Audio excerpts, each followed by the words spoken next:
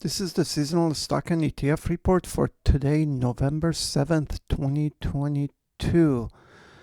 Let's first take a look at indices common. We're just going to take a look at S&P 500, see what we can learn.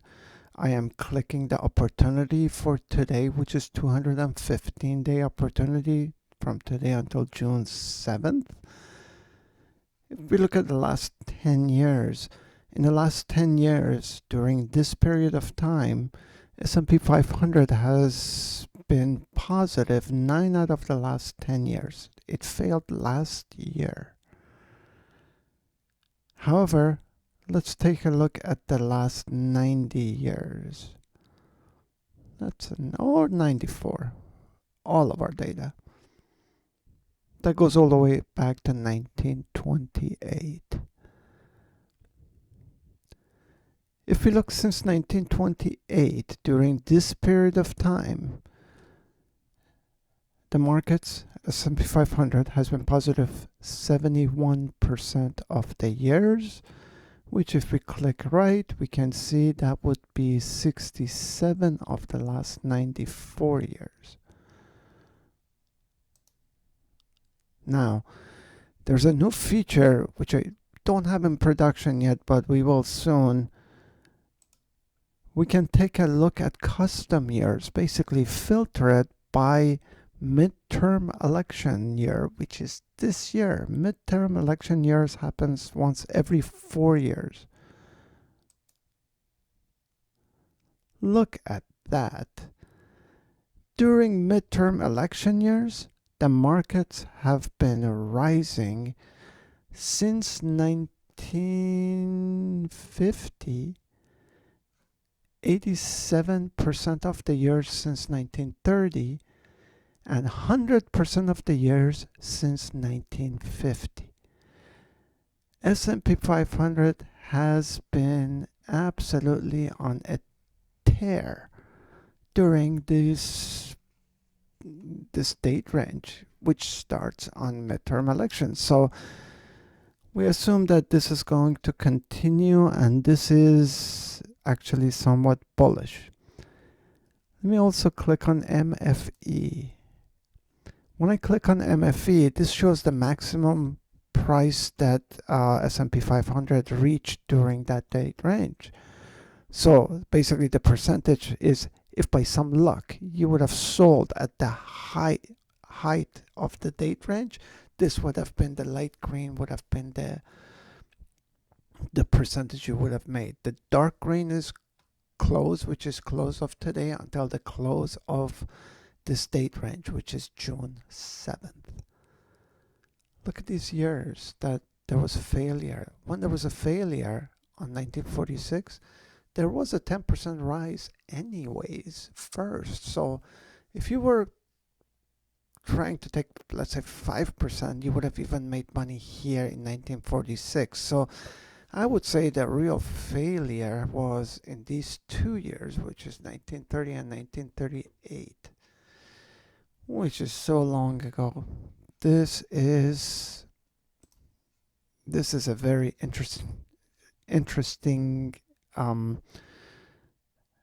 characteristics of this seasonality. Now we can also take a look at what happens the other years. How about presidential election years, which would be 2 years from now? Not nearly as good. It was only profitable 62% of the years. How about the year after election, which included last year? That's even worse.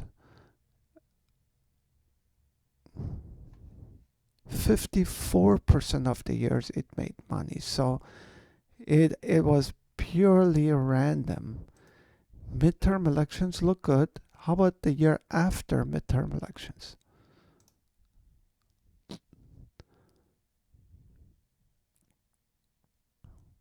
It is 83% of the years profitable. So the second half of a presidential election years is very bullish compared to the first half. So the presidential election year, the year after, are not nearly as bullish as the year 3 and 4. Okay, knowing all of that, let's take a look at our top contenders on Dow. United Healthcare is right on the money, right on the top. Let's take a look at all the 37 years we have. It was 84% profitable from now until June 25th. Visa didn't make money last year. We don't have many years of data, but 13 years, 77%. IBM is now bullish. We were very bearish on it for here, which it didn't work, but we're bullish on it now. How does IBM has 59 years of data? See this? We have a lot of data for IBM. So it was profitable 76% of the years during the date range, which is today until February 20th. But with IBM, we can do the same thing. Go and take a look at midterm election years.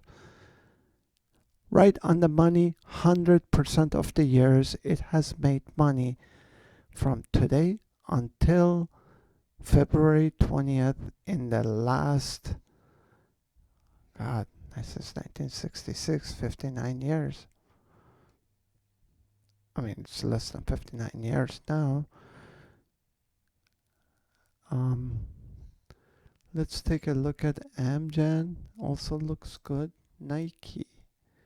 Nike is a short this time of the year. But look at this. This short follows up with a huge up move. We have 37 years of Nike. Nike has been 65% going down. Can we do the same thing with midterm election years?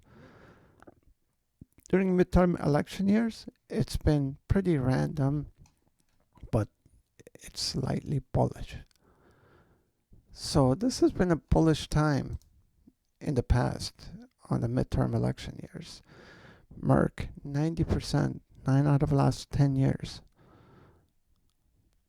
2018 wasn't good for Intel, but all the other years were. It's only a 56-day average, 4.7%. And McDonald's. Let's take a look at top of NASDAQ. T-Mobile is right on the top again. We have only 14 years of data for T-Mobile. It's made money today until June 7th. Every year except 2011, it dropped 30%, but it's made an average of 22.67%.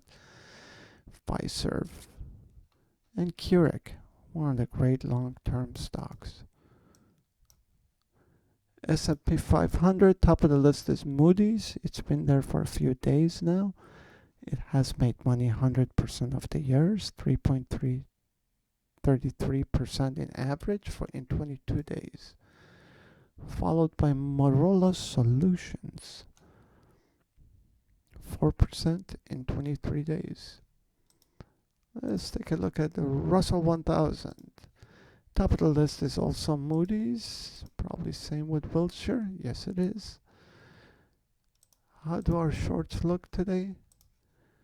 Broadcom is now on a down, but you see this follows up a big bullish. I would be careful using these very short-term drops right before a major rise, especially if we take a look at, we don't have enough data. But if we click on midterm elections, yeah, it's lost money in the last 3 midterm elections also. Let's look at ETFs. Top of the list, US Home Construction, S&P Home Builders, Spider. These are all bullish. First one, investment grade corp bonds, iShares is on the down. It's on the way down.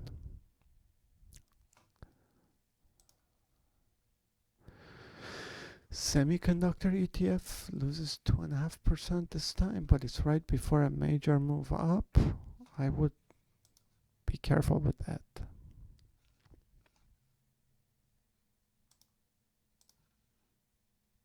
All right. This is it for today.